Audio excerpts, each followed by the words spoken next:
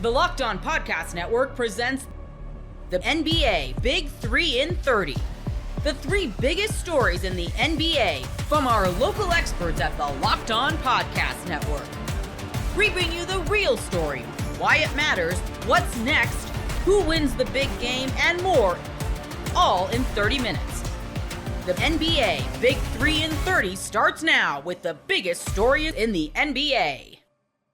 You are Locked On Bucks, your daily Milwaukee Bucks podcast. Just to get a full idea of what the last 8 to 12 hours has been like in Milwaukee, been like for Bucks fans, because ESPN dropped another trade rumor saying that Giannis and his agent have started conversations with the Bucks about Giannis's future and discussing whether his best fit is in Milwaukee or somewhere else. ESPN stated that a resolution was expected in the coming weeks. And then you have Doc Rivers before the game pretty much saying, like, this is all cap. Like, I want to be very, very clear. For one more time, the 50th time, whatever time this is, 30th time, Giannis has never asked to be traded, ever. I cannot make that more clear, is what Doc Rivers said. He added that the reason that this is all out is because we're not playing well. When we started the season, people were saying we're going to be really good, so let's just keep it a buck. We ain't playing well. Had a tough loss to the Wizards, and now here we are again. And where I want to start from this, Frank, is just what were your initial action or reaction to seeing these trade rumors bubble back up again? Because for me, the first feeling that I had after kind of being like, wait, what? Was just a little disappointment, because it felt to me like going into the season with what was said at training camp and everything, that he was going to give this season a try. Give it the old Spider-Man try. Just see how this all would shake out. And I didn't think that an in-season trade would be anything entertained by Giannis and crew. So I just had tons of disappointment of like, is this where we're at in the middle of the season? But then hearing Doc and hearing reports too from The Athletic, Eric Name put it out there that team sources also said like this is being overblown a bit in regards to Giannis wanting out of Milwaukee. But Frank, what were your initial reactions to the trade rumors that hit the scene today about Giannis wanting out of Milwaukee? So I feel like let me start with, the rock bottom of probably everything was Dame going down with the injury, and then the Bucks, obviously getting dumped out of last year's playoffs. I think that was probably like the inflection point that burst the bubble of, the Bucks having some path to contention. And no wave and stretch and Miles Turner signing was going to change that, right? And again, like even people who are optimistic about the Bucks, it was like, maybe they can win high 40s or something like that, right? Like nobody was sitting here saying like, oh, they're gonna go to the conference finals, and like, it was like, oh, like when you kind of pressed on it, like anybody reasonable such as yourself, like nobody was really looking at this team and saying like, it was more like, well, you never know with Giannis, and maybe kind of stuff falls into place.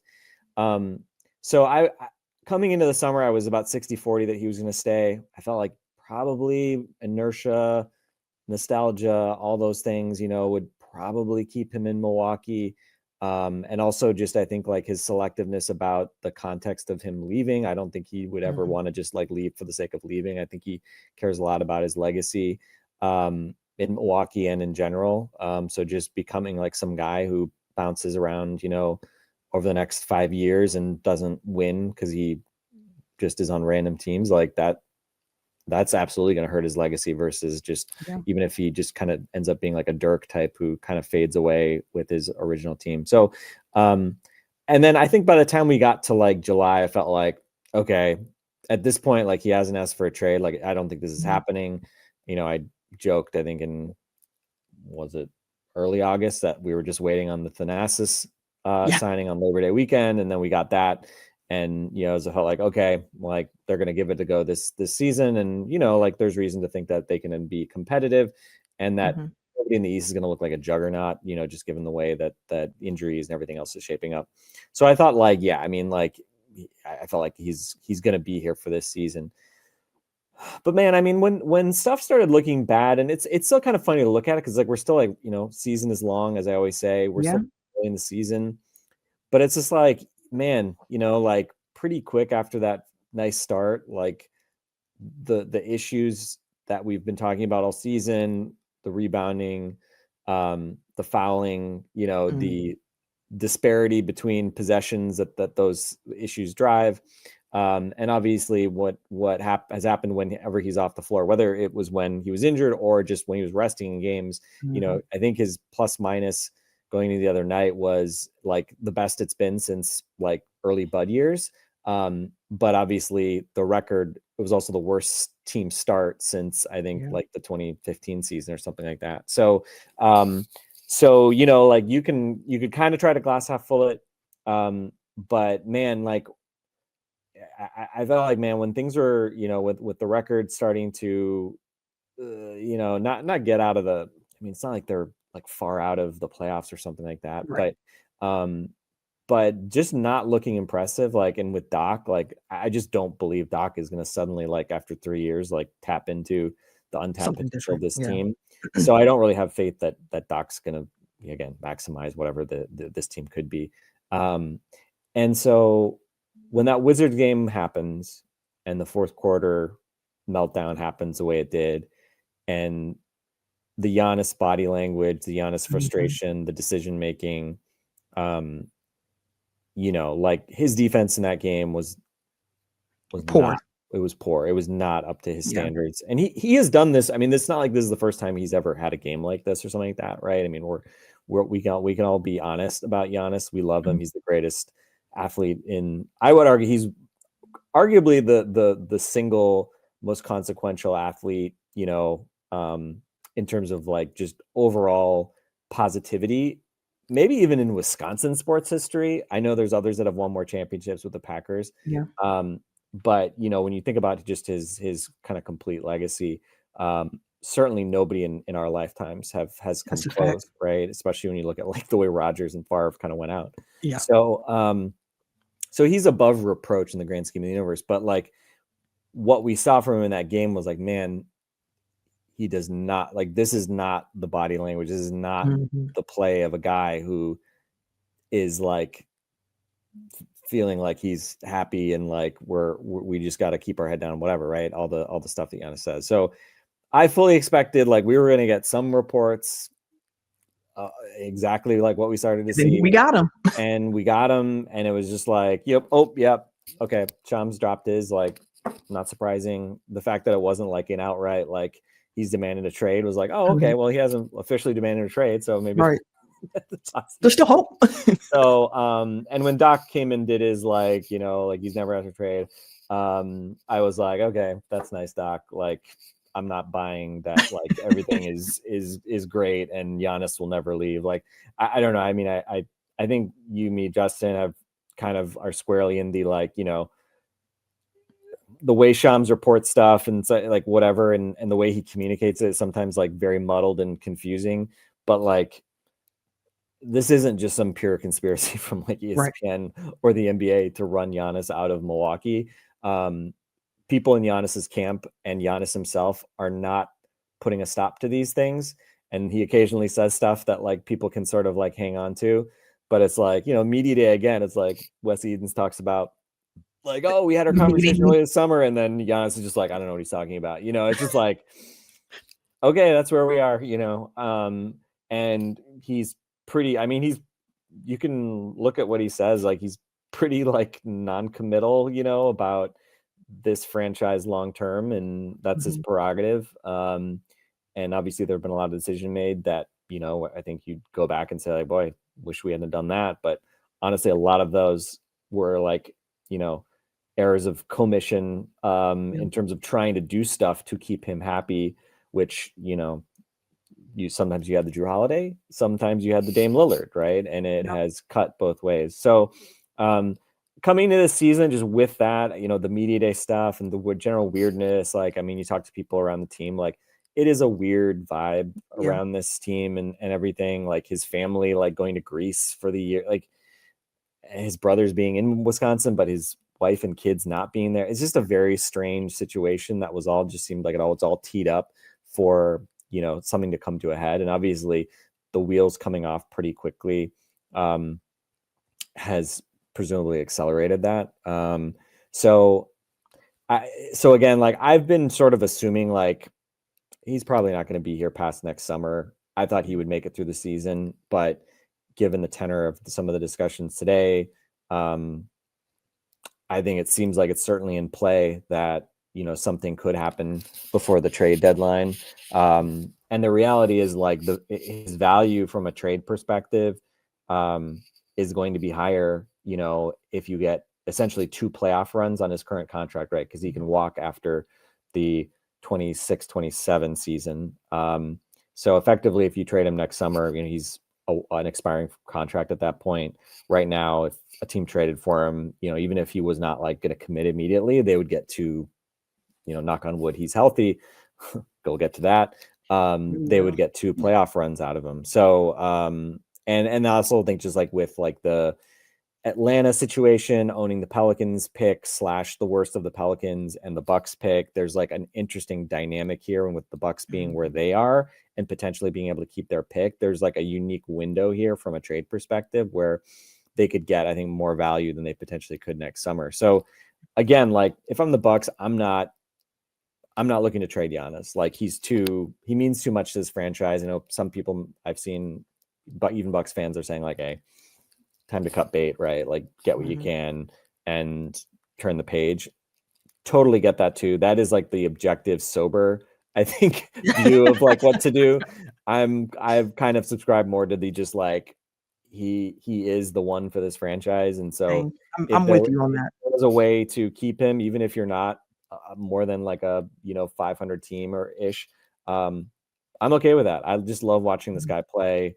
And, if you trade him for picks and whatever, like you're not competing anytime soon otherwise either. It's for the future if you do that. Yeah, exactly. So, so I've been assuming, like I said, probably, it was, worse than a coin flip odds that he would stay beyond next summer anyway, most likely, because I just don't see this team going anywhere. I didn't think they were going to go anywhere even before, the past few weeks, but anyway, so that's kind of like where my head's been at. So I guess I would say, I get it. Doc's going to deny it. Has Giannis like formally requested a trade? No, I don't think he has. Right. I mean, Shams has not said that. Brian Windhorst made that comment about like, earlier that caught a little bit of traction about like, well, he did request a trade. I think the way I interpreted that was like that weird half-assed sort of like, well, maybe you should talk to the Knicks, which to me is like almost a trade request, like a soft negotiation. Exactly. It's like if I were to want to be traded, right? What would it look like? Right. Like if I had a hall pass, honey, like here's who I would, here's my list that's laminated of where I would like to go. Right. And like it's, some woman down the hall who I work with, and it's not like, picking like some actress who I'll never meet. It's like, wait a minute, you've given this some thought. Like you think you could do this for a while. Like you think this could happen, So that was very strange. So I mean, I think I don't know. I mean, like whatever. It's your mileage may vary. Like we're all speculating. We don't know exactly what's going on in Giannis's head. NFL Sundays move fast, one big play, and suddenly everything feels different. That's what makes live betting with FanDuel so exciting. You're not just watching the game, you're reacting to it in real time. With FanDuel, you can place bets as the action unfolds. Every drive, every momentum swing, every highlight moment. You can bet next touchdown scores, drive results, totals, and more. It keeps you locked into every snap, every drive, every possibility. So if you want to be right in the middle of the action this season, FanDuel.com is the place to go place your live NFL bets all season. FanDuel, the game moves fast, and so can you. This is the Spurs Postcast, your instant game reaction for the San Antonio Spurs. Quite the game in Florida tonight. Not one, admittedly, I was expecting to go the Spurs way, because I'll get into a minute. Every single aspect of this was working against them, but they found a way. A 114-112 victory in Orlando against a good Magic team that came in winners of 12 of 16, a 12-4 start, or since a 12-4 since a 1-4 start, and they found a way to do it, much like they've been doing the duration of this season in some of these interesting spots, and they get the job done tonight. So, with that said, let's tell you how they got there. This is what you'll be talking about. All right. So last night, the Spurs, of course, play Memphis at home, of course, coming off of a 4-game road trip, not even in San Antonio for 48 hours. They get on a plane immediately after the game. They don't get into Orlando until 3:30 in the morning. So you get to the hotel, you make whatever you can. Who knows when you even go to sleep, but you do. You get to sleep, you get rest. You go out, you face a Magic team that's playing fantastic basketball right now, known for kind of a jail yard brand, if you will. And that's the prize that you get going to Florida, going to the magical place that is Orlando, Florida. Try to go out there and try to muster something, the first of a lengthy road trip that's on deck, or in the middle of, I should say, for this Spurs team. And they did not look like a team that missed a beat, because for the duration of this basketball game, this is a squad that was in control. They led by as many as 15 up until the third quarter. Magic ultimately chip into that. They get it down to 3 after 3 quarters of play. I should say 7 after 3 quarters of play. It was a fantastic fourth quarter that saw the Spurs have a counter punch for every single punch that the Magic threw at them on the way back. And they hit them plenty, because that deficit went from 9 to 8 to 6 to 5 to ultimately 1. And that is when things got a little bit dicey, because the Spurs hit their free throws with 7 seconds left to go, or ultimately, we'll get to the 7 seconds left to go. De'Aaron Fox hits a pair, and it puts them up by 3. So Franz Wagner, their star player, comes back and promptly, after Jeremy Sohan in the middle misses 2 more free throws, he gets fouled on a 3-point attempt.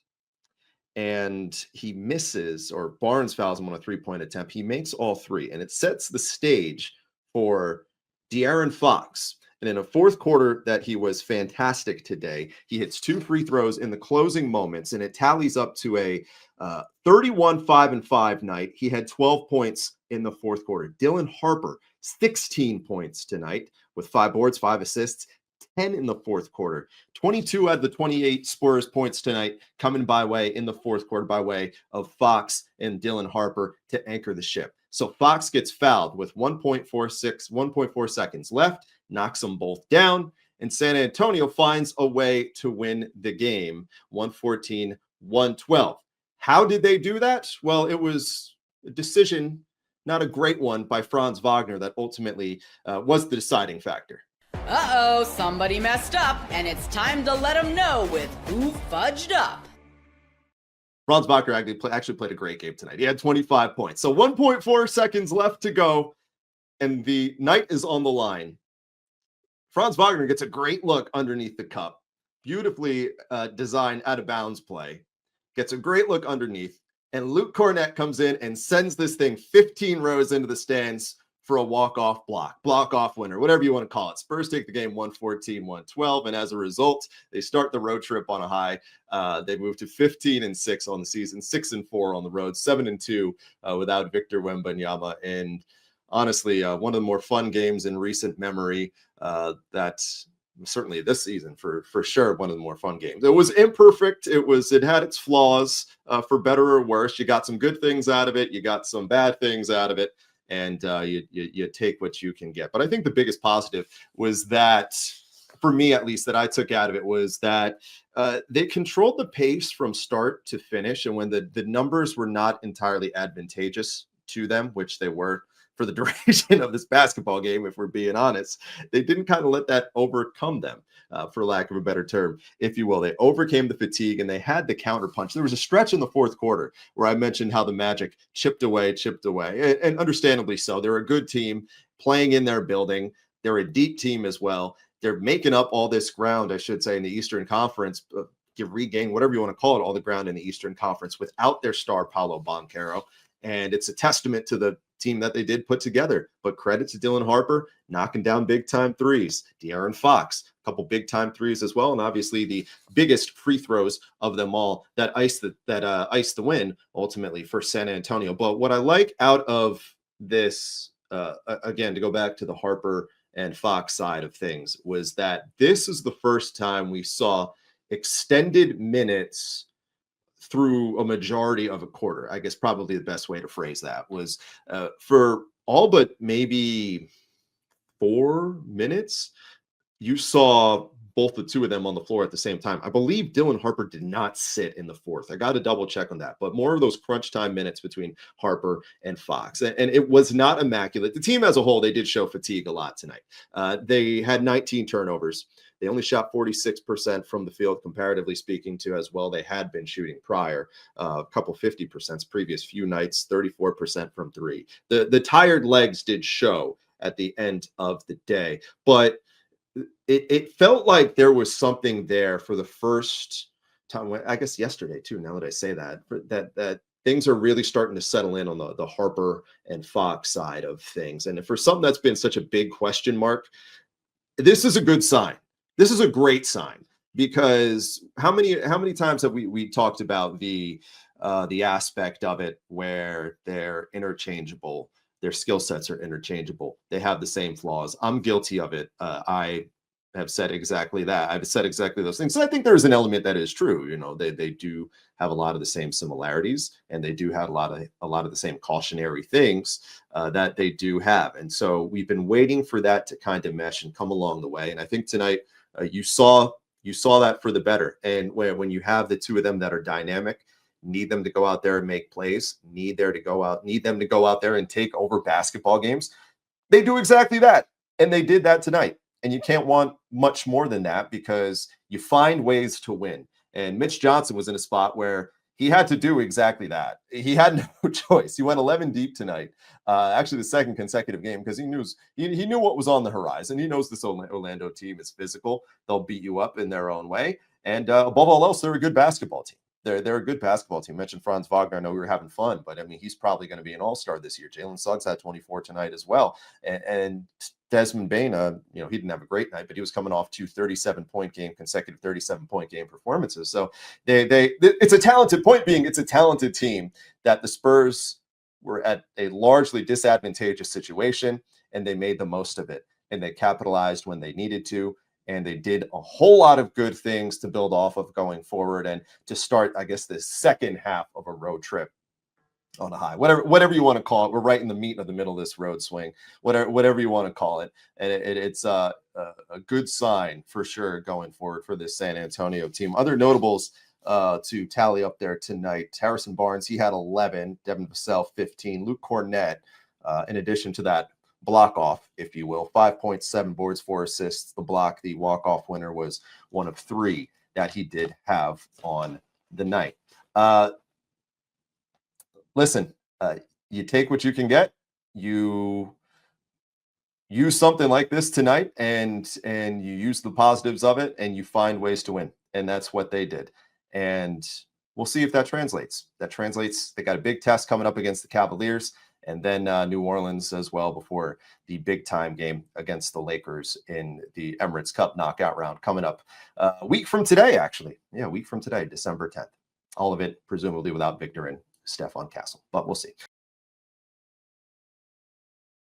NFL Sundays move fast. One big play and suddenly everything feels different. That's what makes live betting with FanDuel so exciting. You're not just watching the game, you're reacting to it in real time. With FanDuel, you can place bets as the action unfolds. Every drive, every momentum swing, every highlight moment.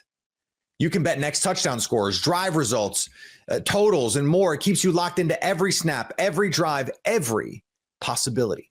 So if you want to be right in the middle of the action this season, FanDuel.com is the place to go place your live NFL bets all season. FanDuel, the game moves fast, and so can you. The Dallas Mavericks get a win against the Miami Heat. The Mavs get 3 wins in a row. If I had told you towards the beginning of the season, when the Mavericks were looking really terrible, that they would get wins against the Clippers, the Nuggets, and the Heat, back to back to back to back, you would be surprised. You would be, shocked. And if I told you that the Mavs had a really good offensive game against the Miami Heat, who are the number 4 defense in the NBA, you would be shocked. Because the Mavericks offense is still number 30 in the NBA, according to offensive rating.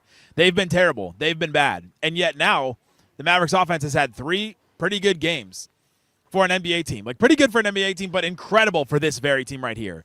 And it's just Ryan Nembhard, Anthony Davis, Cooper Flagg. Mavs actually making some threes. They're 4-3 when they hit at least 16 threes. but they have some semblance of an NBA offense now. And wouldn't you know it, the Mavs look like an actual NBA team now. 4-3, you said? 4-3 when they hit at least 16 threes.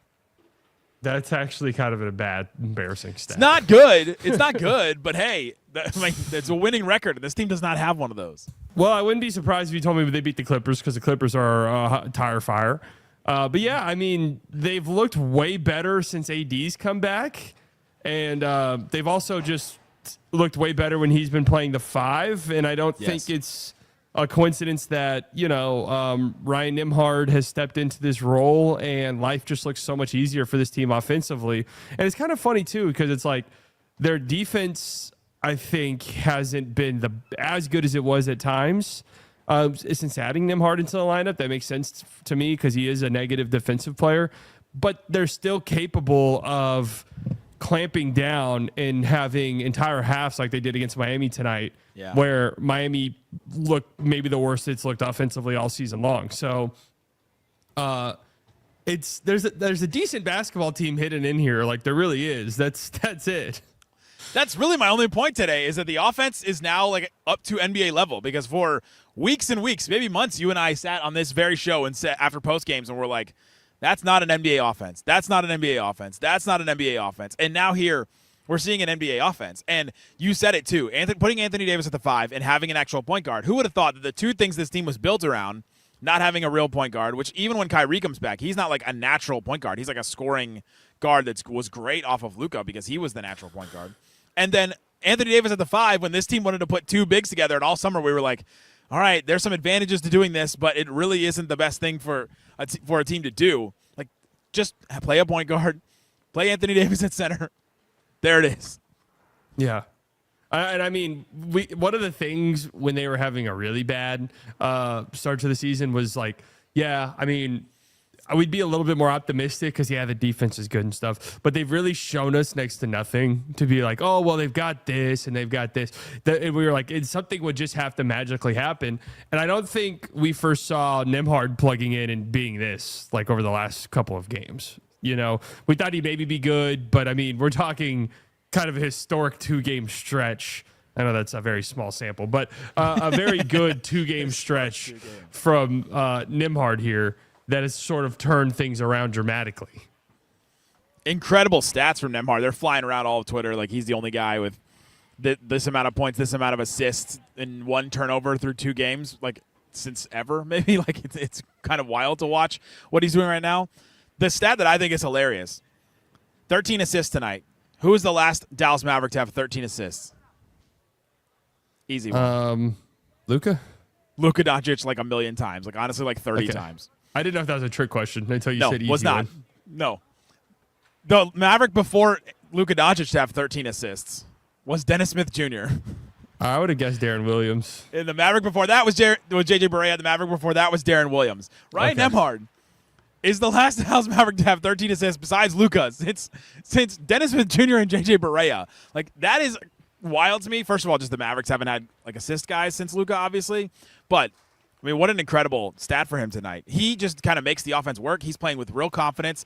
We talked about it the other day, how he makes the right decision. He makes the right decision whether he needs to take the shot, took 10 shots tonight, whether he needs to make the pass, 13 assists tonight, only 1 turnover. He takes care of the ball, makes the right decisions, and makes them quickly, too. Like, is very decisive in the things that he wants to do and needs the Mavericks to do. And, man, like, I know he's small, and that was the reason why he didn't get drafted, but it's kind of weird to watch a guy look this good and not get drafted. We see this a lot with these NBA-ready guys who, well, for whatever reason, their ceiling might be a little lower than other guys because of one thing or another. They're older or, they can't shoot or they're maybe slower. And in Nembhard's case, they're smaller. But then these guys come in and make an NBA impact. Yeah, I think these teams overthink this all the time. We talked in I think it was in one of our group chats. We were just like, what should the plan be around Coop? And one of the things I think they should do moving forward with draft picks, whether they get them in trades or whatever the case may be, is like, yeah, going after some high ceiling guys and one of those guys hitting next to Coop would be great. But like, just kind of take the Thunder approach, the Grizzlies approach, where it's like, oh, this guy has been good his entire basketball career, and maybe he's a lower ceiling, but he can pass and dribble and he's smart. Like, those are the guys I want to pair next to Cooper because that's who Cooper is. And so it's no surprise to me they mesh super well. And this was one of the things with Nimhard what we were excited about is because it's like this guy's play style feels very NBA ready right now. And he's taking advantage of his opportunity for sure. It's wild, too, to watch these two close games and be the competent NBA players that impact winning in the clutch. Ryan Nembhard, Coop's been one of the best closers in the league. We've league. reached that point. He's by far the best closer on the Mavs so far this season, but he's been one of the best in the league. At the beginning of the season, we were looking like, all right, who's going to be the closer for the Mavericks? They don't have this top end talent where they can actually close games. They lost all those clutch games. They've played another clutch game where they actually won tonight. But we were looking for one, and he was on the team, and it's Cooper Flagg. He had another 2 possessions in a row basically where he hit really big shots. A drive fadeaway over Davion Mitchell, and then a cut back door and got a shot off of an AD dish, and it was against this Miami zone that was giving them tons of problems in the fourth quarter. The Mavs were turning the ball over. Anthony Davis had 2 in a row. Flagg had 1 where they just tried to break this Miami zone, and it didn't work. I was actually looking at synergy numbers before today, and the Mavericks have been better offensively against zone than man so far this season, which I was kind of surprised by. And so when Miami threw out that zone, I was like, oh, well, the Mavs are good against this. And then they just looked awful when Miami was really going to that zone, and they kept it the whole fourth quarter basically. And the Mavs struggled, but Flagg got those 2 plays back to back, and it brought the Mavericks lead back up to 10, and that was a clutch moment for him. And had a couple big stops on Wiggins late in the game too. Yeah, I mean he's something else, man. He really is. His confidence is next level. He's 18 too. Can we do this whole thing again? I know. We only get 9 more games or 7 more games until he's not 18 anymore. I mean, this is the stuff you want to see from your rookie where it's like, yeah, the numbers will fluctuate and go up and down. Like, that just happens. But then if I tune into games and you're playing good team, like the Heat, the Nuggets, and you're the guy who has the ball in his hands late and you're making plays happen at 18 years old, it's like, all right. I mean, I've seen what I need to see. Like, I know this guy's going to be a star in the league. Because he's having a starring role on the Mavericks right now in wins against the Heat, the Nuggets, that bad Clippers team, but still he had an incredible game against that Clippers team where he put him on his back without Anthony Davis. God, man, that Clippers. The Clippers are just a disaster in several different ways. I talked to our Locked On Clippers host today, and he's like, it's just bad to be a fan. And I was like, well, let me tell you how to get through that.